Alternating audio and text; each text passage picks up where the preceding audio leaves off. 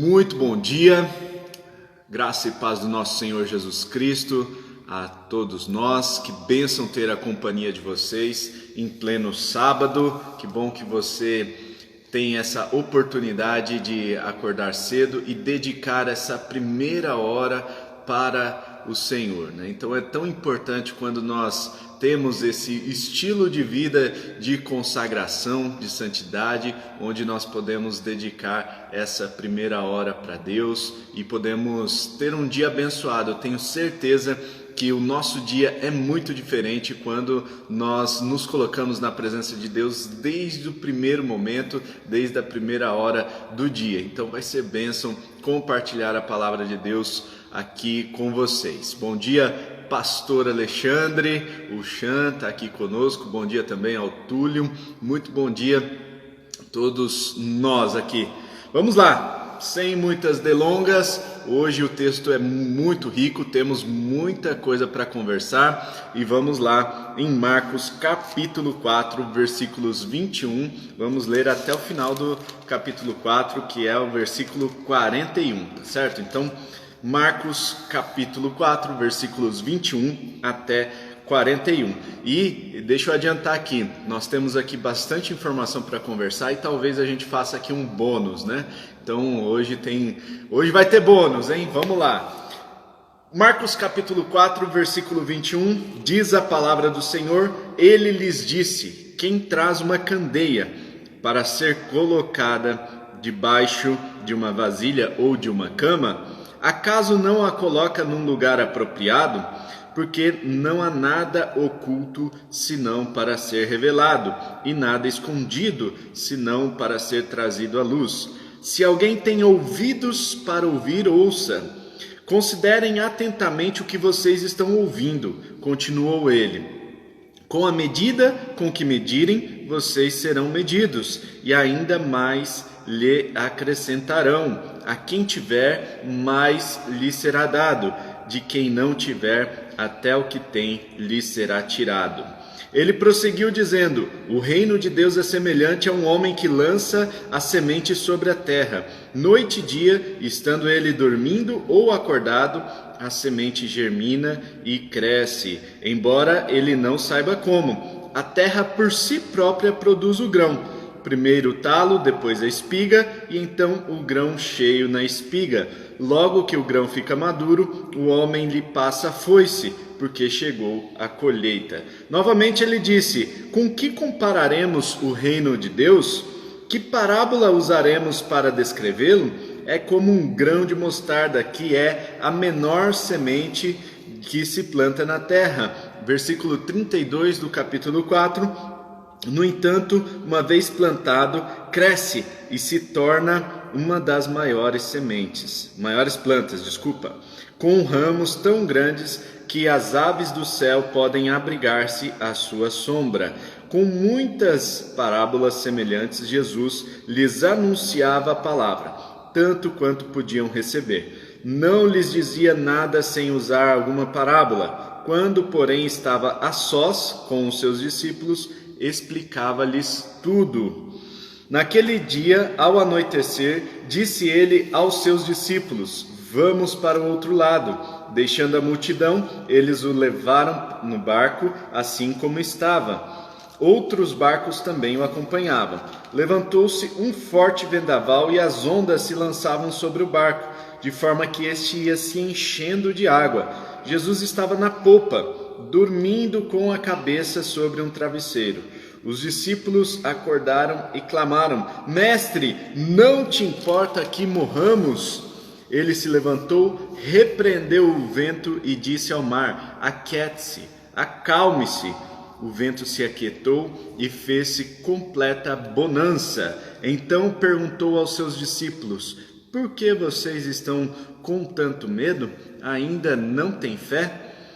Eles estavam apavorados e perguntavam uns aos outros: quem é este que até o vento e o mar lhe obedecem? Então, até aqui, irmãos, vamos nos aprofundar no texto de hoje, para que possamos ter esse entendimento da palavra de Deus. Antes disso, gostaria de orar. Olha aí o Moreira dizendo que o bônus vai ser tubaína de Guararapes.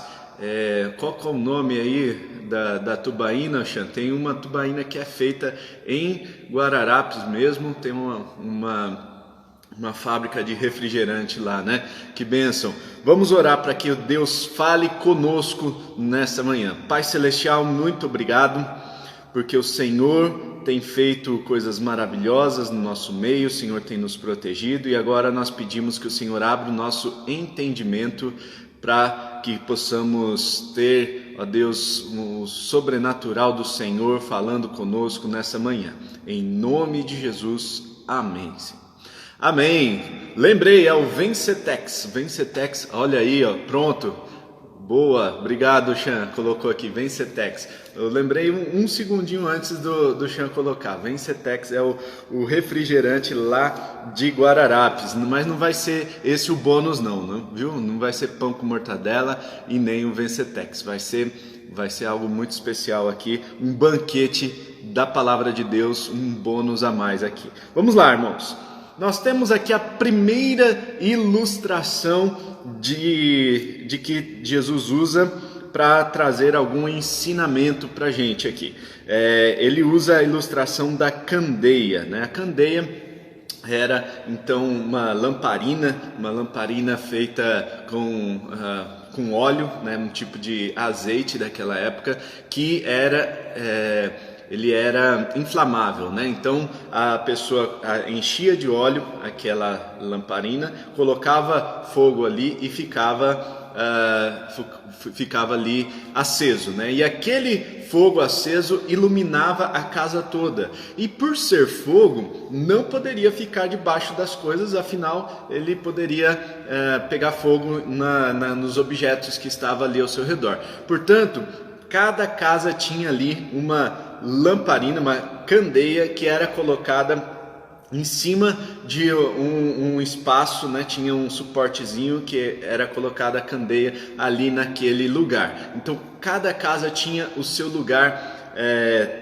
o lugar específico para que fosse colocada a candeia. E quando a candeia era colocada nesse lugar, esse lugar era um lugar à vista de todos da casa, iluminava a casa toda. E aí Jesus diz que não há nada oculto, que não dá para colocar essa candeia embaixo da cama, né? Por quê? Porque essa candeia colocada ali no lugar específico, ela vai iluminar a casa toda e tudo que estava em trevas vai ser trazido à luz. Então tudo que estava oculto vai ser revelado. Por que Jesus disse isso?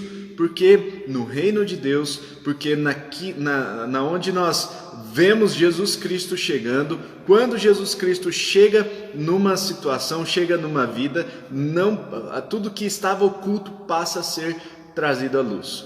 Aquilo que estava nos recônditos do nosso coração, da nossa alma, tudo isso começa a ser trazido à luz. E Deus começa a trabalhar nesses mais ocultos da nossa vida, né?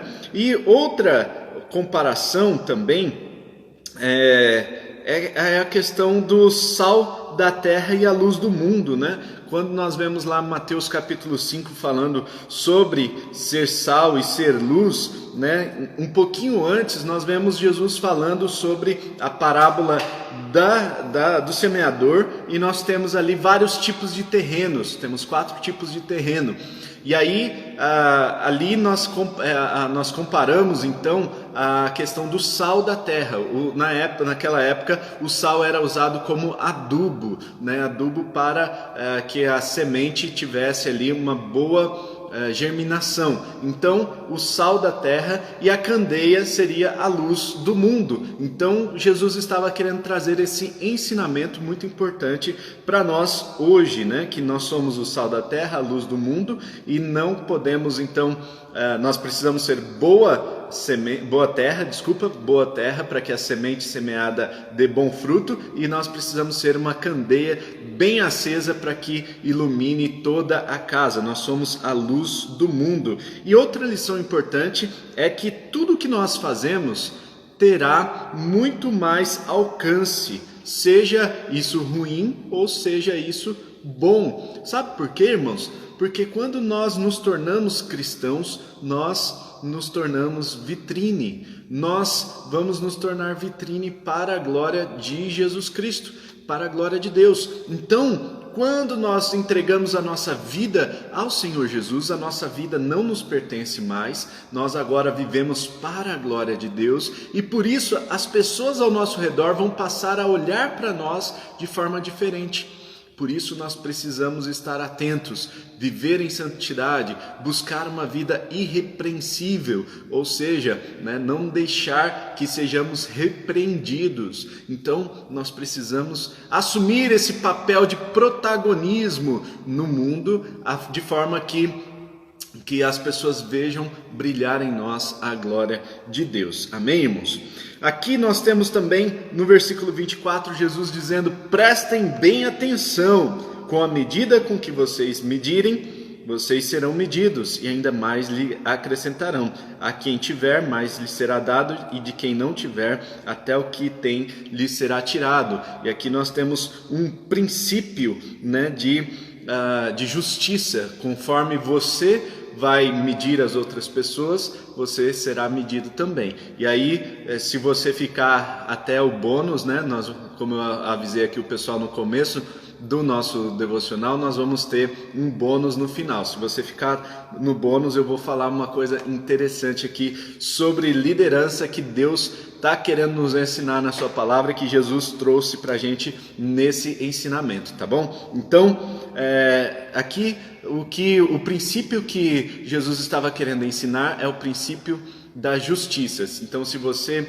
medir a pessoa de uma forma, você vai ser medido dessa mesma forma também, tá certo? E é aquela regrinha de ouro, Faça aos outros aquilo que você quer que seja feito para você também, tá certo? Então, conforme você medir as outras pessoas, você será medido. Se faz sentido para você, coloca aí o seu joinha, o seu amém, o seu glória a Deus, para que a gente possa saber se você está acordado. Vamos lá, gente, vamos acordar e vamos juntos estudar a palavra do Senhor. Versículo 26, Jesus vai dando algumas ilustrações sobre o reino de Deus. E é interessante nós pensarmos sobre essa questão do reino de Deus, porque Jesus ele não dá o relatório completo, ele não fala como vai ser completamente. Ele vai dando algumas ilustrações sobre certos aspectos do reino de Deus e ele não dá o cenário todo, tá certo? Isso é muito interessante, porque algumas coisas ficam em mistério, algumas coisas ficam por conta realmente da imaginação aí de cada um, E isso é uma coisa interessante, porque Deus não faz as coisas de forma inapropriada, Tudo é bem pensado, e eu creio que Ele quis fazer dessa forma para que a gente pudesse também pensar um pouco e refletir sobre essas questões do reino de Deus. Ele prosseguiu dizendo: o reino de Deus é semelhante a um homem que lança semente sobre a terra. Se o homem está acordado ou se ele está dormindo, não importa, porque a semente vai germinar, a semente vai dar o fruto, e isso também é um sinal de fé. Quando o homem semeia, ele precisa ter muita fé de que aquela semente ali ela vai morrer, ela vai germinar e ela vai dar bom fruto. Então, o papel do homem é semear, mas é o papel de Deus fazer com que as coisas aconteçam naturalmente. Naturalmente aqui se referindo, claro, à natureza. Então, quer o homem esteja trabalhando, quer esteja dormindo, a semente vai germinar e vai produzir o seu fruto, tá certo? E isso no reino de Deus, o que significa isso em relação ao reino de Deus? O reino de Deus, então, irmãos, trabalha de forma independente do homem, da ação do homem. Se a gente já tem aquele ditado crentez, que se a gente se calar, as pedras clamarão, que tem um versículo que fala isso, e muita gente usa esse versículo para justificar a sua não evangelização, a sua não semeador, aquele que a pessoa esquece de semear, e aí não semeação, vamos dizer assim, Então a pessoa esquece de semear ou não assume esse compromisso de semear e aí justifica, né? Se a gente se calar, as pedras clamarão. E isso é verdade, irmãos. O reino de Deus cresce de forma independente da ação do homem, porque o reino de Deus, ele é para a glória de Deus. Então Deus é o rei desse reino, né? Jesus é o príncipe desse reino. Então as coisas vão acontecer, quer a gente queira ou quer não queiramos, certo? Então, se a gente trabalhar contra o reino de Deus, não importa, o reino de Deus vai continuar crescendo, porque ele foi estabelecido por um rei que tem soberania sobre todas as coisas, tá certo? Então, não importa quanto a gente trabalhe a favor ou contra, o reino de Deus vai continuar crescendo. No versículo 30, nós temos aqui outra parábola acerca do reino de Deus. O reino de Deus é semelhante a um grão de mostarda, que é uma pequena semente, mas essa pequena semente ela germina e ela vai render uma árvore frondosa que serve de abrigo, serve de sombra para as outras aves do céu e grandes aves do céu. Isso é muito interessante. Então o reino de Deus é algo que começa pequeno, começa dentro do nosso coração e de repente vai ganhando proporções maiores até chegar ao ponto de oferecer sombra e abrigo para outras pessoas, para as pessoas que não são crentes, né? Para os não cristãos. Então isso é muito interessante nós pensarmos nesse aspecto do reino de Deus, que é algo que começa pequeno, começa dentro de mim, dentro de você, e de repente começa a crescer, a nossa influência vai ganhando força, de forma que as pessoas vão sendo alcançadas, e as aves, muitas vezes na Bíblia, as aves são comparadas ao mundo, né? As pessoas que estão no mundo, né? Pessoas más, inclusive. E esse reino de Deus vai servir de abrigo, inclusive para as pessoas más. Isso é muito interessante, né? Não apenas aqueles que pertencem a esse reino, mas também aqueles que estão fora do reino vão se beneficiar desse reino que está crescendo dentro de mim e dentro de você.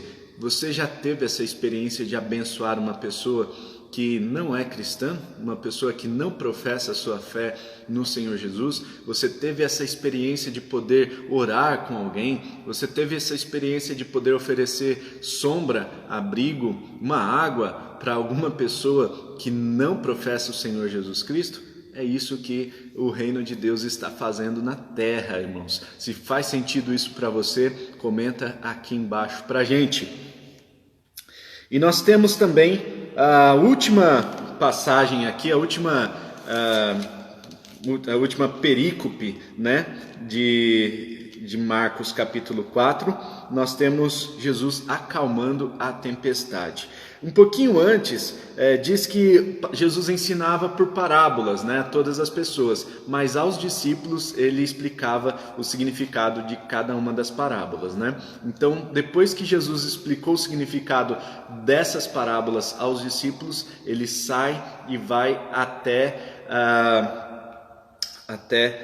esse lago, né? Lago de Genezaré ou de Tiberíades, o Mar da Galileia também é conhecido essa região, e ele estava ali com um barquinho, outros barcos estavam acompanhando essa esquadra, né? Então eles estavam indo para outro lugar mais calmo, afinal a multidão não deixava eles nem comerem direito, né? Então eles tiveram que sair um pouquinho e pegaram uma tempestade no meio do mar.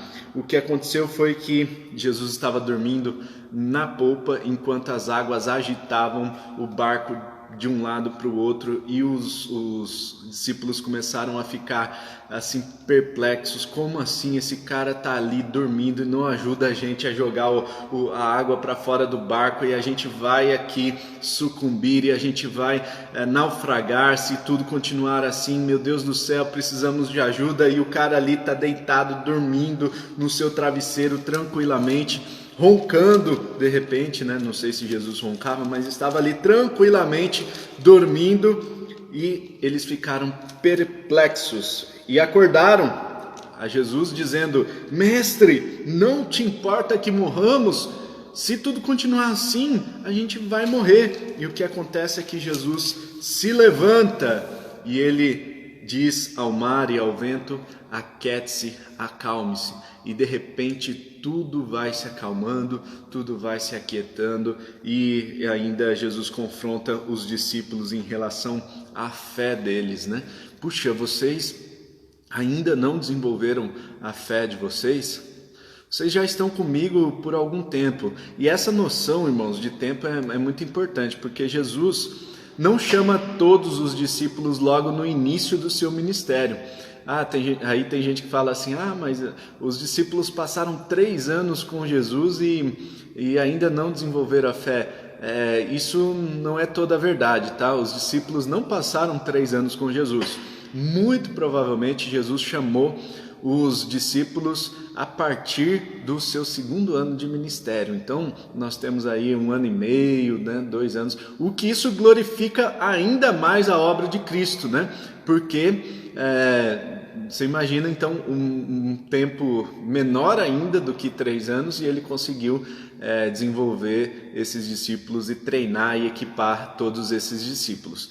No entanto, nós temos aqui essa informação, né, de que Jesus confronta esses discípulos em relação à fé que eles tinham, né? Eles não estavam confiando de que Jesus estava no barco com eles, né?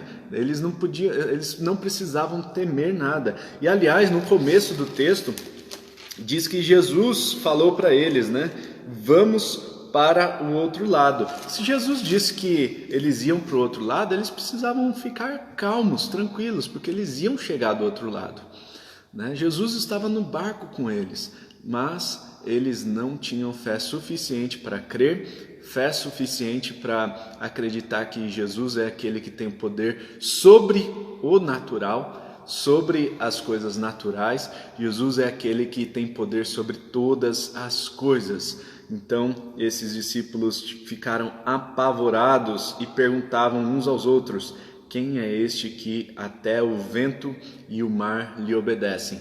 Eles não tinham dimensão ainda do que Jesus era, de quem Jesus era e de como eles estavam vivendo aqueles dias muito próximos ao Mestre, ao Messias que foi prometido, o Messias que haveria de vir, prometido no Antigo Testamento. Irmãos, nós vamos orar agora, né? E nós vamos depois fazer o bônus aqui, né? Se você quiser continuar conosco depois, fique à vontade, senão, né, Deus abençoe o seu dia, mas eu vou trazer aqui algumas informações a mais, alguns bônus a mais, algumas lições sobre liderança aqui nesse trecho da Palavra de Deus. Vamos orar, né?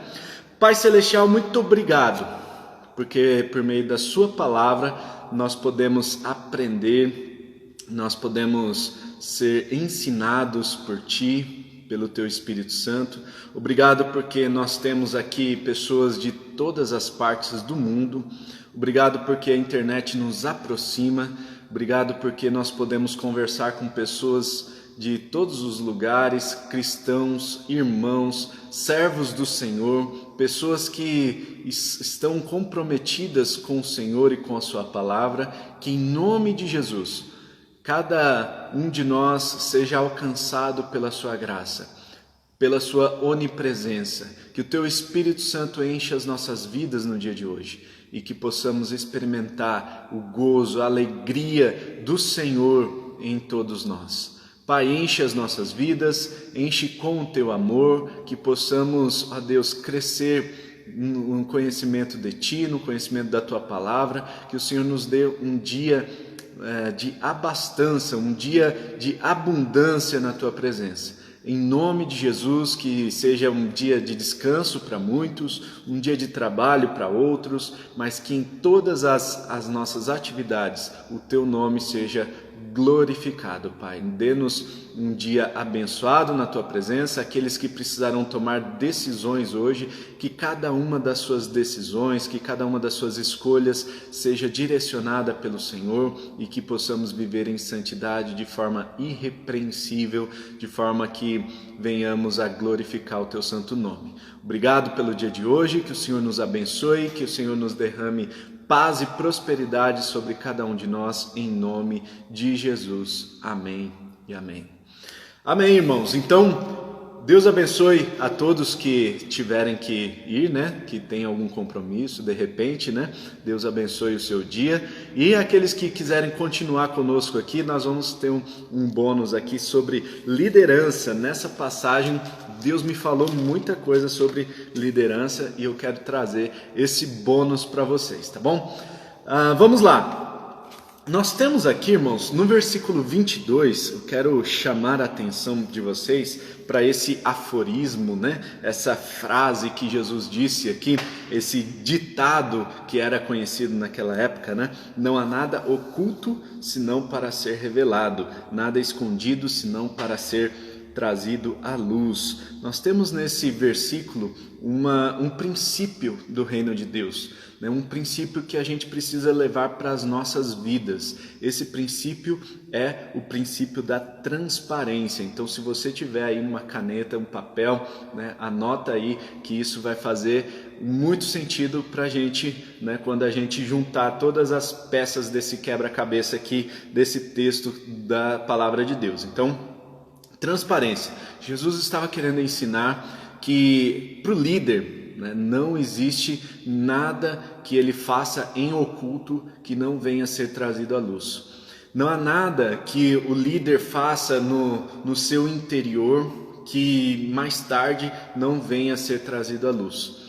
E a gente, como cristão, nós temos essa posição de protagonistas na sociedade, nós precisamos nos preparar para isso, irmãos. Porque nós sabemos muito bem que a nossa influência é não apenas no mundo natural, mas no mundo sobrenatural. E qual é o legado que nós estamos deixando para as próximas gerações? As pessoas que nós estamos treinando, as pessoas que nós estamos discipulando, o que nós temos levado para essas pessoas, o que nós temos deixado para essas pessoas.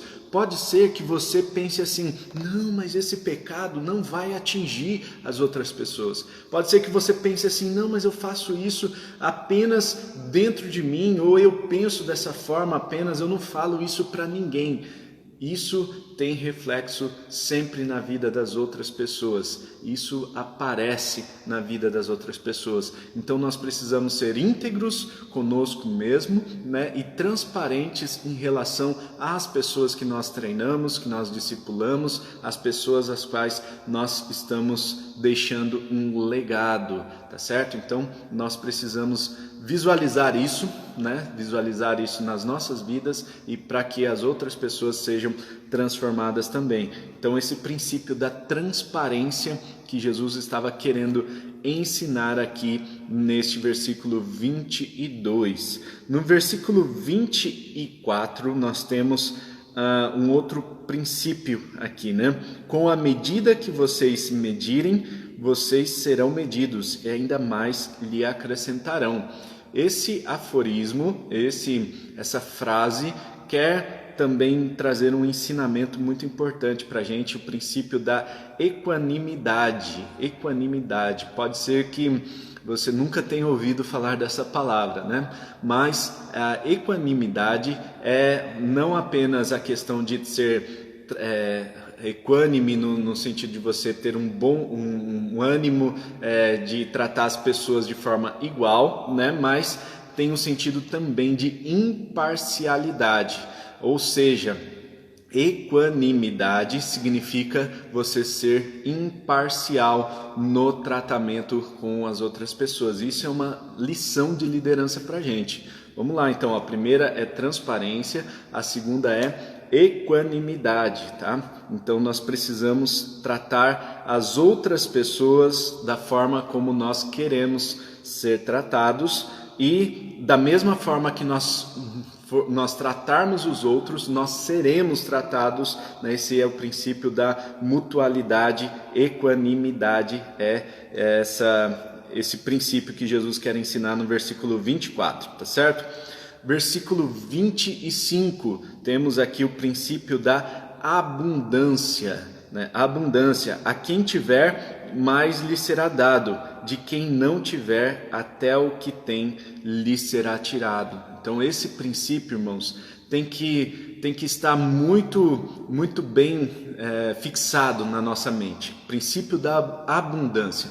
No reino de Deus, as coisas funcionam de forma abundante. Aqueles que pensam de forma abundante, eles vão ter mais do que aqueles que pensam com o pensamento de escassez. E isso é interessante, porque já não sei quantos já tiveram essa experiência, né, de repente você doar uma certa quantia ou doar um certo valor para alguém, doar alguma coisa que tenha algum valor para você, você doa para outra pessoa e de repente você recebe algo do mesmo valor ou algo até mais valioso do que aquilo que você doou. Este é o princípio da abundância no reino de Deus. Então, quando você pensa de forma abundante, Deus vai abençoar de forma superabundante ainda mais, tá certo? Olha só que interessante, né? E a quem tiver, mais lhe será dado. E isso é muito interessante porque não funciona somente para as coisas materiais, tá? Funciona também para outros valores, para outros sentimentos, né? Então, quando você manifesta o amor na sua vida para com o próximo, você vai receber muito mais amor para contigo. As pessoas vão manifestar esse amor. E quanto mais você dá, mais você tem para poder dar, né? Então, quanto mais você doa, Deus manda mais para você doar. Isso, olha que interessante isso, né? Nunca vai faltar. Lembra lá da viúva do azeite no Antigo Testamento, né? Nós temos aquela passagem da multiplicação do azeite para aquela viúva. Percebam que aquela viúva, ela teve o azeite tanto quanto foi a fé dela de buscar as vasilhas. Ela pensou de forma abundante e quando ela juntou essas vasilhas, Deus multiplicou na medida que ela teve a sua fé, na medida do seu pensamento de abundância. Então Deus, ele vai derramar abundância sobre a sua vida, porque é a vontade dele. Eu não estou falando nada de teologia da prosperidade, né? Deus tem plano de bênçãos para cada um de nós, então ele vai derramar abundância sobre a sua vida, e ele vai derramar na medida da sua fé, na medida da abundância que você tem na sua mente. Então, se você tiver um pensamento abundante, você vai ter muito mais. Amém? Se faz sentido para você, comenta aí embaixo para que a gente continue aqui. Aí tem o princípio da abundância, mas tem também o contrário disso, que é a escassez. Tem gente que pensa com a mentalidade de escassez. Não, eu vou reter, porque se eu reter, eu vou ter esse daqui. Eu vou manter aquilo que eu já tenho, né? E aí nós temos aquela parábola dos talentos, aquele que reteve aquele talento, até o que ele reteve foi tirado e foi dado para quem? Isso é muito interessante pensar, né? Não foi aquele senhor, ele poderia ter dividido entre os outros dois funcionários dele ali que receberam os talentos, mas ele não fez isso. Ele deu para aquele que tinha mais.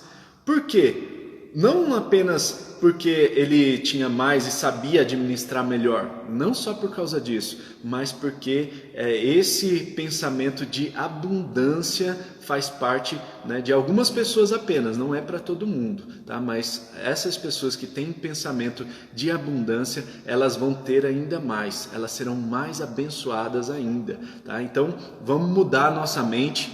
Vamos colocar aqui um novo chip, né? Uma nova programação mental aí, um pensamento de abundância.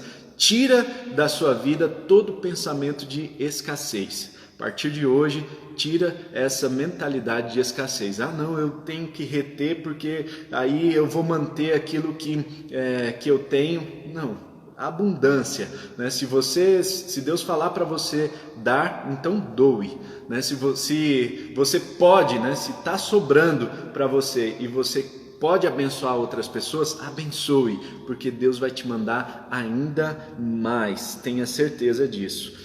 Ok, então nós temos aí o princípio da abundância que se contrapõe com a escassez, né? O quarto princípio, né, está nos versículos 27 e 28. Se nós lermos aqui: noite e dia, estando ele dormindo ou acordado, a semente germina e cresce, embora ele não saiba como. A terra por si própria produz o grão, primeiro o talo, depois a espiga e então o grão cheio na espiga. Aqui nós temos, irmãos, o princípio da soberania ou da independência, né, natural. O princípio da soberania de Deus. Irmãos, o reino de Deus, ele vai acontecer de forma independente da ação do homem. Por quê? Porque Deus, que é o Senhor desse reino, ele domina sobre todas as coisas, ele é soberano sobre todas as coisas. E ele vai agir independente da nossa ação, irmãos. Deus, ele tem um lugar de soberania sobre as nossas vidas, ele é o Senhor da nossa história, ele é o Senhor das nossas vidas e nós podemos ficar tranquilos em relação a isso. Por quê? Porque isso é fé, irmãos. Isso é fé. Quando nós temos fé no nosso Deus, vai acontecer o seguinte: algo sobrenatural vai mudar dentro de nós, a nossa chave mental vai ser mudada e isso vai fazer com que a gente confie que Ele está provendo, que Ele está cuidando, que Ele está trabalhando, quer a gente esteja semeando ou quer estejamos dormindo, né? Então, sabe, quando nós estamos descansando, o Senhor está trabalhando. O Senhor está trabalhando por nós e nós precisamos descansar em Deus. Hebreus fala bastante sobre isso, né? Sobre o descanso de Deus, né? O descanso sabático nada mais do que esse princípio de confiar no Senhor, de que o Senhor vai prover todas as coisas. Então, esse princípio, irmãos, de fé, de confiar na soberania natural de Deus sobre todas as coisas. Esse é o quarto princípio, né? Quinto princípio, irmãos. Quinto princípio está nos versículos 31 e 32, que é o princípio do crescimento perene, né? O crescimento perene. 31 e 32 diz o seguinte: é como um grão de mostarda, que é a menor semente que se planta na terra, no entanto, uma vez plantado, cresce e se torna uma das maiores plantas, com ramos tão grandes que as aves do céu podem abrigar-se à sua sombra. E aqui nós temos esse crescimento do reino de Deus, que é um crescimento duradouro. A palavra perene significa duradouro. Não é apenas um crescimento fugaz. O contrário de perene é fugaz, né? Então é um crescimento rápido, mas ele vai durar pouco, né? O crescimento perene é algo que cresce mais paulatinamente, né? Ele cresce mais devagar, mas ele dura muito mais. Então o reino de Deus é algo que está crescendo, está em constante crescimento. Então esse princípio é o princípio do crescimento perene, tá? E assim também são aquelas pessoas que crescem muito rapidamente, crescem de forma fugaz e de repente elas caem, né? Da mesma forma que cresceram. Então é importante ter um crescimento perene, um crescimento consistente, um crescimento que vai alcançar formas consistentes mais na frente. O resultado vai ser bem consistente. O reino de Deus é um crescimento perene e fica a dica aqui para que nós cresçamos, né, de forma perene. O sexto princípio, irmãos, está no versículo 32, que diz que as aves do céu podem abrigar-se à sua sombra. Aqui nós temos três elementos importantes no reino de Deus, que o reino de Deus ele vai crescendo até se tornar uma árvore frondosa, uma árvore que oferece abrigo, oferece alimento e oferece sombra para as outras pessoas, para aqueles que não professam a fé, para aqueles que não estão no reino de Deus, né? Não, aqueles que não fazem parte do reino de Deus, eles vão desfrutar também desse abrigo, desse alimento e dessa sombra. E isso é muito interessante, irmãos, porque o reino de Deus ele vai crescendo de tal forma que as pessoas do mundo elas vão ser beneficiadas com o reino, vão ser beneficiadas pelo reino, né? Então o reino de Deus vai alcançar pessoas independente se eles professam ou não a sua fé no Senhor Jesus, né?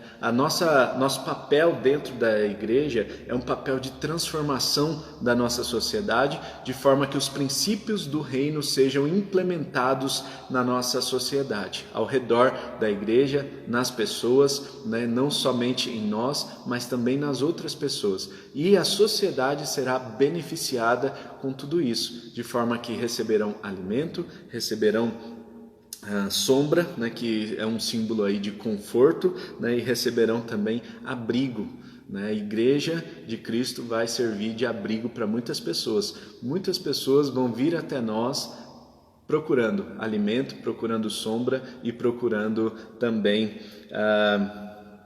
alimento, sombra e qual que é o terceiro aqui, gente? Abrigo, né? Alimento, sombra e abrigo. Vamos lá, gente. Então, o último princípio que nós temos aqui.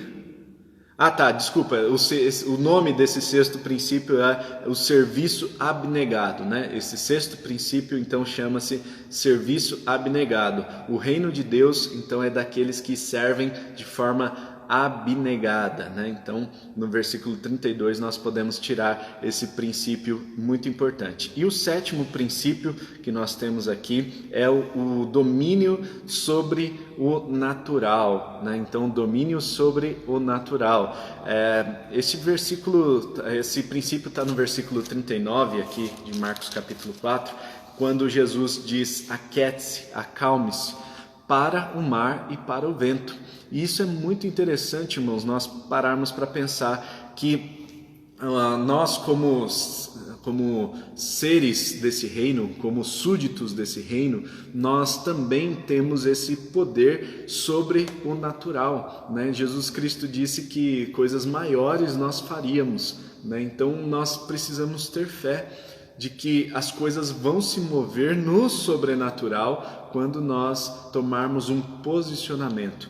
A palavra diz que ele se levantou e ele repreendeu o mar e o vento. Então nós precisamos nos levantar de forma natural. Aqui na terra nós precisamos nos levantar. Nós precisamos ter um posicionamento. E esse posicionamento vai fazer com que o sobrenatural trabalhe a nosso favor. Amém, irmãos? Esse é o bônus de hoje. Se faz sentido para você aí, se foi bênção, se você anotou também, né? Então deixa aí o seu joinha pra gente, né? Curte esse vídeo, compartilhe com os seus amigos, compartilhe com as pessoas com quem você considera que deva ouvir essa mensagem. E se você não assistiu essa mensagem inteira, né? Então volta lá no começo. Vale a pena você pegar desde o começo essa mensagem. Eu estou deixando gravado aqui no IGTV do Instagram e estou deixando também no YouTube, tá? Então fica gravado no YouTube também essa mensagem e eu acredito que vai ser bênção para a gente se a gente conseguir colocar esses 7 princípios aqui em prática, né? São princípios de liderança, são princípios para a nossa vida, para que a gente possa viver um reino de Deus pleno aqui na terra, tá bom? Levante-se, tome um posicionamento e o sobrenatural vai trabalhar ao seu favor para a glória de Deus, né? Então Deus abençoe o seu sábado, um ótimo dia, Deus abençoe o seu domingo também, tenha um ótimo final de semana nos cultos aí das suas respectivas igrejas, que Deus abençoe esse tempo e terça-feira tem mais devocional para a gente aqui, terça-feira às 6:30 da manhã ao vivo e depois fica salvo também no IGTV e no YouTube, tá bom? Deus abençoe, tamo junto, até mais, tchau!